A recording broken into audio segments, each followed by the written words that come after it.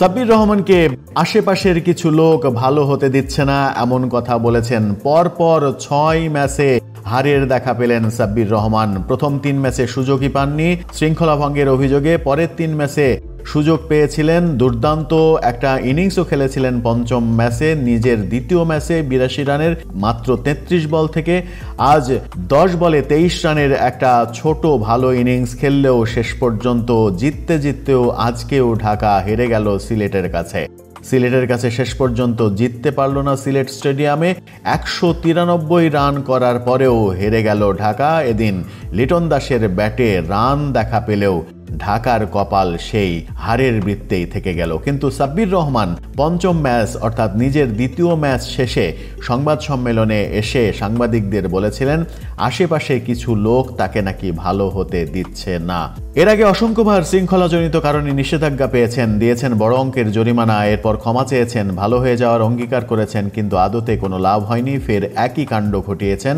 এবার বললেন আশেপাশের কিছু লোক তাকে ভালো হতে দিচ্ছে না। শনিবার সিলেট আন্তর্জাতিক ক্রিকেট স্টেডিয়ামে ঢাকা ক্যাপিটালসের আরও একটি হারের ম্যাচে ভালো ব্যাটিং করেছিলেন। ৩৩ বলে ৮২ রানের ইনিংস খেলেছেন ৯ ছক্কা দিয়ে।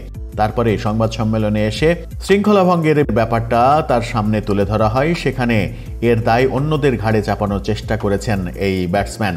ছোট থেকেই তো হ্যান্ডেলিং করছি ভাইয়া, সবকিছু মিলে নিজেকে কিভাবে সামলাবো। কোচের সাথে কথা হয়েছে, ফ্যামিলি ইস্যু ছিল, উনি হয়তোবা বুঝতে পারে নাই। খালিদ মাহমুদ সুজন সম্পর্কে এমন কথা বলেছেন সাব্বির রহমান। খালিদ মাহমুদ সুজন সিলেট পর্ব শুরুর আগে বলেছিলেন দলীয় শৃঙ্খলা ভঙ্গের অভিযোগে তাকে প্রথম ৩ ম্যাচে সুযোগ দেয়া হয়নি। অবশ্য চতুর্থ, পঞ্চম এবং ষষ্ঠ ম্যাচে সাব্বির রহমান দলে সুযোগ পেয়েছেন। ইন্টারনাল কথাগুলো প্রেসে না বলাই ভালো এমনটাও বলেছেন সাব্বির। যেহেতু সাব্বির রহমান কিছু হলেই ডিসিপ্লিনের কথা চলে আসে, আমি চেষ্টা করি ঠিক করার জন্য। আশেপাশের কিছু লোক হয়তো ভালো হতে দিচ্ছে না, পুশ করছে আমাকে, এটা নিয়ে আমি আসলে অত চিন্তিত না। আমার কাজ খেলা, পারফর্ম করা, সেটাই করছি, এমনটাই বলেছেন সাব্বির রহমান। ঢাকা পর্বে ৩ ম্যাচ না খেললেও সিলেট পর্বে ৩ ম্যাচ খেললেন, কিন্তু ঢাকা এখন পর্যন্ত দেখা পেল না জয়ের। কাঙ্ক্ষিত জয় মিলছে না ঢাকার কোনোভাবেই। সিলেটের সঙ্গে ষষ্ঠ ম্যাচে এসেও পরাজিত হতে হলো সাব্বির রহমানের ১০ বলে ২৩ রানের ছোট্ট ইনিংস। কিন্তু লিটন দাসের অসাধারণ ব্যাটিংয়েও হেরে গেল ঢাকা সিলেটের কাছে।